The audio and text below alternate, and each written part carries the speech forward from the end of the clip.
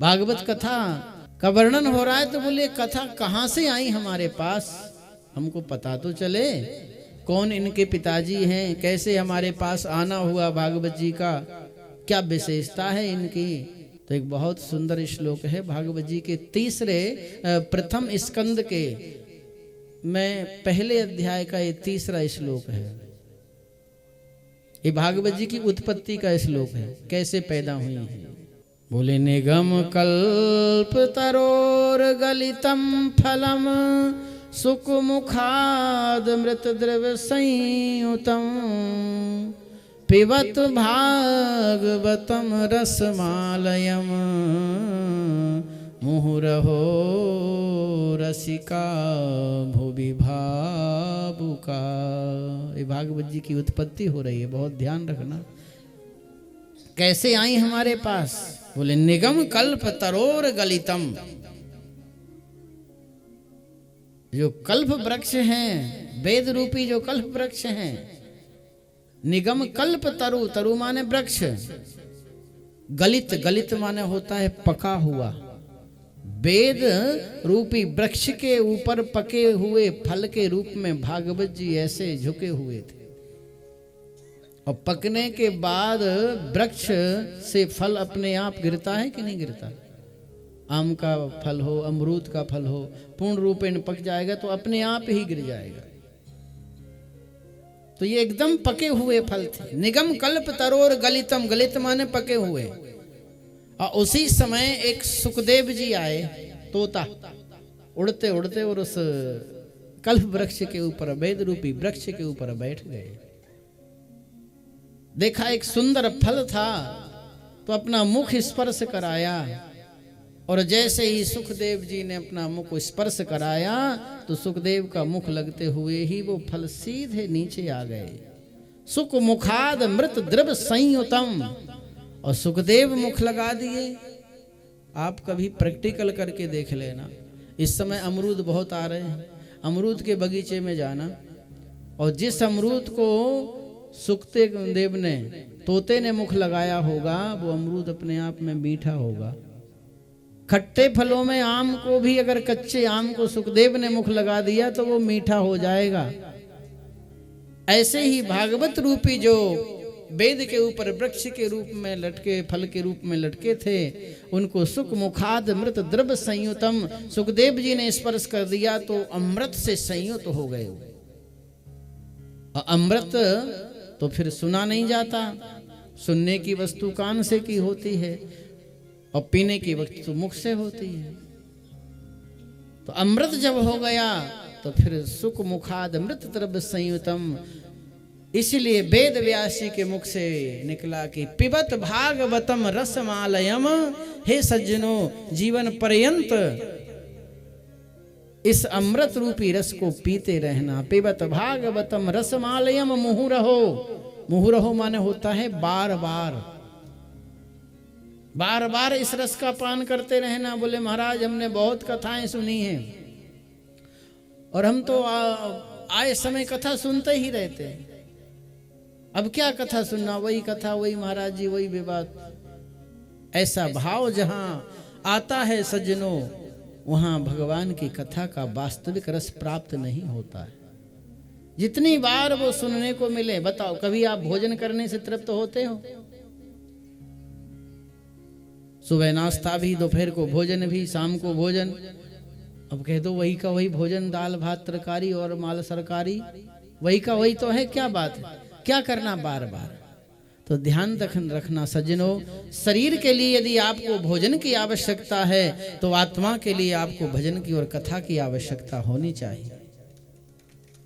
आत्मा भोजन नहीं करती, आत्मा लड्डू नहीं खाती, आत्मा कचौड़ी, आज क्या बना था, समोसा, समोसा नहीं खाती आत्मा। कितने ही समोसा आप खा लेना, जीवन पर्यंत खाते रहना समोसा, आत्मा भूखी रहेगी। आत्मा का समोसा क्या है?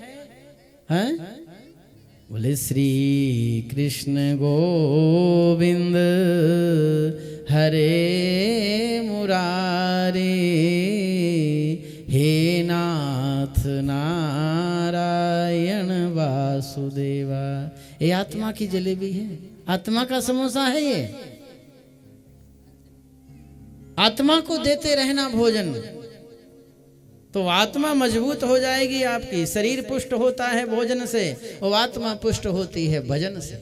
इसलिए माला लेकर के और जप करना है। लेकिन माला कैसी करना कि जब माला करना तो माला में ही मन रखना, भगवान से ही प्रेम करना, दुनिया की सारी व्यवस्थाओं को भूल जाना, बहुत कम करना भजन, ज़्यादा भजन मत करना। ज़्यादा भजन तो अजीर्ण हो जाता है, भोजन ज़्यादा कर लो तो अजीर्ण हो जाता है। अजीर्ण हो जाएगा तो परेशानी बढ़ जाएगी, उल्टी होती है ना, बीमारी बढ़ जाती है। भोजन से ही बीमारी बनती है। ऐसे भजन कम करना।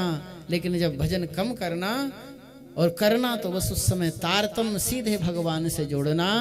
मैं हूँ श्री भगवान का, मेरे श्री भगवान, यह इच्छा करते चलो, तज ममता अभिमान। मैं सेठ जी हूँ, मैं महाराज जी हूँ, मैं गुरु जी हूँ, मैं संत जी हूँ, मैं राजा हूँ, ये अभिमान छोड़ देना। मैं भगवान का भक्त हूँ। भगवान के सामने जाना तो वहाँ कुछ बन के मत जाना, वहाँ तो अकिंचनो नन्य गति शरण्यम, त्वदपाद मूलम शरणम प्रपद्ये। भगवान के सामने जाना तो अपना अभिमान छोड़ के जाना कि मैं तो बहुत बड़ा ज्ञानी हूँ, मैं तो बहुत बड़ा भजनानंदी हूँ, मैं बहुत बड़ा हूँ। ये सब छोड़ के उनके पास जाना। अकिंचन माने होता है छोटा, तृण के समान छोटे बन के जाना। तृणादपि सुनीचेन तरोरपि सहिष्णुना, ये भक्त का लक्षण है। तृण यानी घास फूस के समान छोटे बन के रहना। घास फूस पैरों के तले कुचलता रहता है ना। और तरोरपि सहिष्णुना, वृक्ष के समान सहनशील बन के रहना। वृक्ष गर्मी, वर्षा, सर्दी सब सहता है, फिर भी हमको सुंदर छाया दे रहा है। तरोरपि सहिष्णुना अमानिना मान दानेन कीर्तनीया सदा हरि। और भगवान का भजन करते रहना, पर इस भाव से करना कि मैं प्रभु का हूं और प्रभु मेरे हैं। और बाकी जितना भी संबंध मेरा है, तो आया हूं तो संबंधी मिल गए और उनके साथ बिल्कुल बराबर व्यवहार करके रहूंगा। लेकिन वास्तविक संबंधी मेरा ईश्वर है। और ये सत्य है सज्जनों। हम लोगों की स्थिति थोड़ी सी गड़बड़ हो चुकी है सबकी। हम जानते सब कुछ हैं लेकिन मानते कुछ नहीं। एक तोता था, तो वो तोता कहीं एक वृक्ष के ऊपर बैठा था।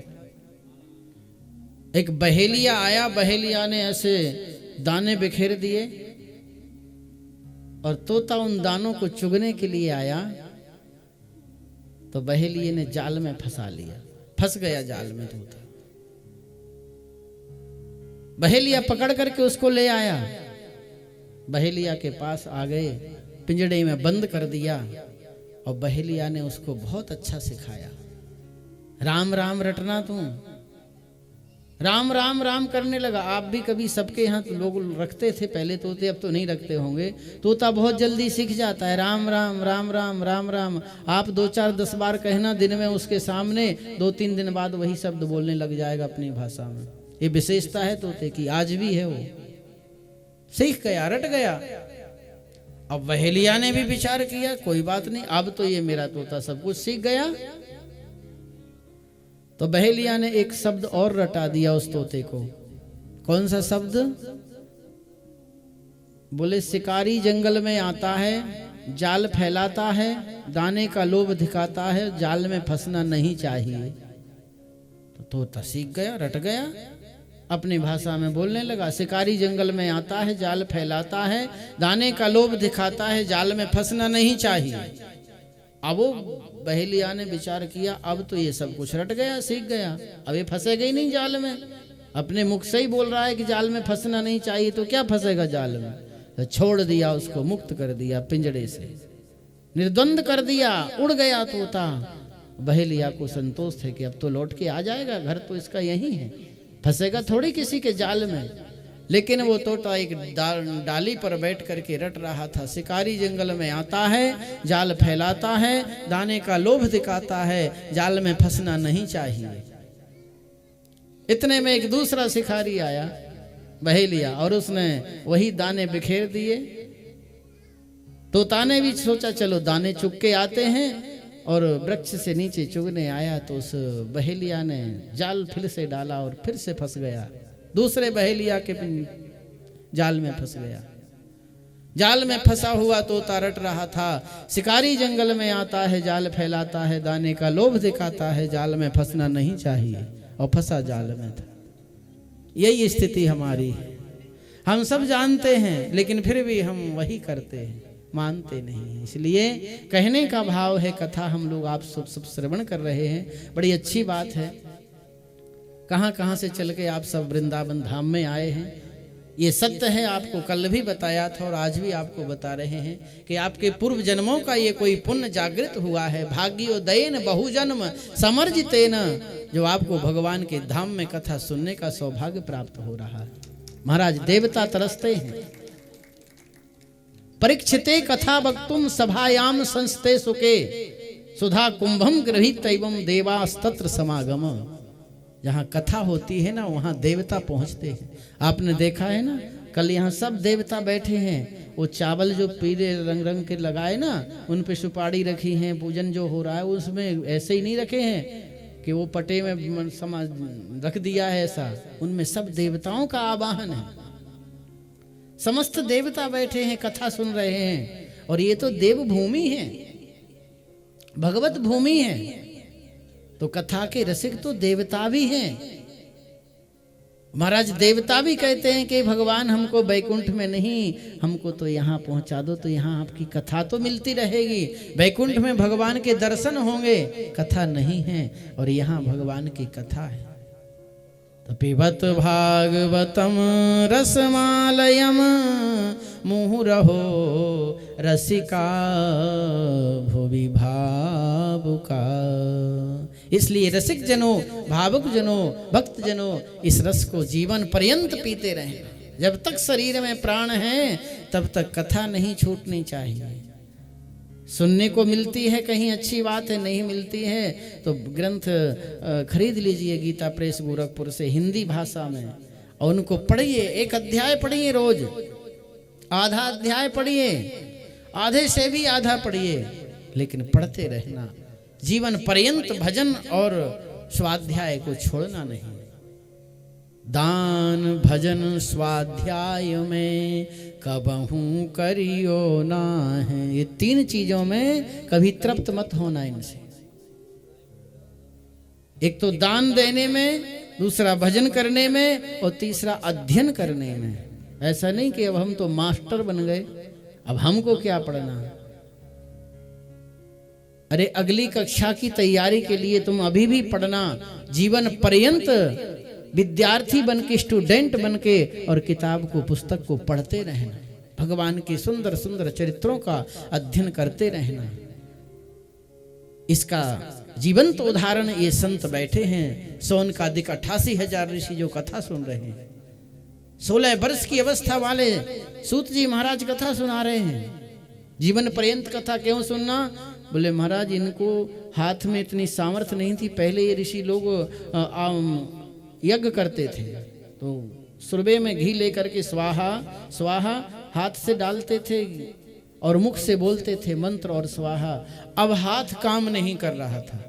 स्वाहा करने के लिए हाथ नहीं उठता था कि सुरबे से ले जाकर के घी कुंड में डाल दें। मुख नहीं बोल रहा था स्वाहा, इतने जर्जरित हो चुके थे। लेकिन जब सूत जी महाराज के साथ में बैठे हैं तो उनका मन बहुत प्रसन्न हो गया। ये हम कान के द्वारा सुन तो सकते हैं, अब आप हमें सुनाइए। त्वया खलु पुराणानि ऐतिहासानि चानघ आख्यातान्यपि धीतानि धर्मशास्त्राणि अन्युत। ऋषय ऊचुः, ऋषियों ने प्रश्न किया है कि हे सूत जी महाराज, आप तो या खलु पुराणानी, आप पुराणों के ज्ञाता हैं। पुराण, पुराण का अर्थ क्या है? पुराण का अर्थ होता है जो प्राचीन होने पर, पुराना होने पर नया प्रतीत होता है, उसी का नाम है पुराण। पुरा अपि नवः, जो प्राचीन है बहुत लेकिन वो नवीन प्रतीत होता है, उसी का नाम पुराण है। भागवत कथा सुनने बैठे हैं हम लोग। कृष्ण जन्म मनाएंगे हम परसों 14 तारीख को, और हमको ऐसा लगेगा आज ही भगवान का प्राकट्य हुआ है।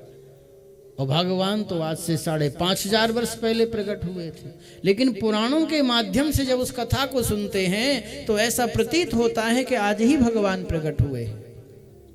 एक न्यूज पेपर हम आज पढ़ लेते हैं, कल उसकी आवश्यकता ही नहीं समझते हैं। ये कितने प्राचीन हमारे सदग्रंथ हैं, इनको बार बार पढ़ने की रुचि होती है। जो प्राचीन होने पर नवीन प्रतीत होते हैं उन्हीं को पुराण कहते हैं। तो आप पुराणों के ज्ञाता हैं। इतिहासानी चानघ, आप इतिहास के भी ज्ञाता हैं।